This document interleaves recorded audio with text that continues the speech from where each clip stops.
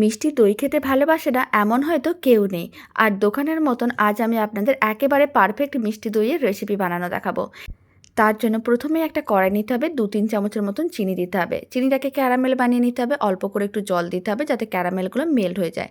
যখনই caramel melt হয়ে যাবে তার মধ্যে দিয়ে দিতে হবে 500 ml মতন লিকুইড দুধ, আর দিতে হবে 50 গ্রামের মতন গুঁড়ো দুধ। খুব ভালো করে মিশিয়ে নিতে হবে। এবার দুধটাকে খুব ভালো করে ফুটিয়ে নিতে হবে। তার মধ্যে দিতে হবে 50 গ্রাম চিনি, আবারও খুব ভালো করে মিশিয়ে নিতে হবে।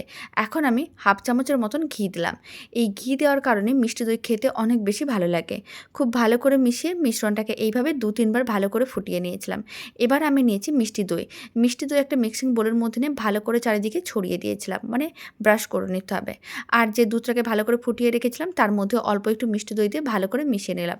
মিষ্টি দইয়ের মিশ্রণ একেবারেই রেডি। এবার পুরো মিশ্রণটাই আমি মিক্সিং বোলের মধ্যে দিয়ে দেবো। তারপরে এইভাবে একটু অ্যালুমিনিয়াম ফয়েল দিয়ে ভালো করে কভার করে 6 থেকে 7 ঘন্টা রেখে দিতে হবে। তারপরে কিন্তু 1 ঘন্টা ডিপ ফ্রিজে রেখে দইটাকে ঠান্ডা করে নিতে হবে, কারণ মিষ্টি দই ঠান্ডা ঠান্ডা খেতেই বেশি ভালো লাগে।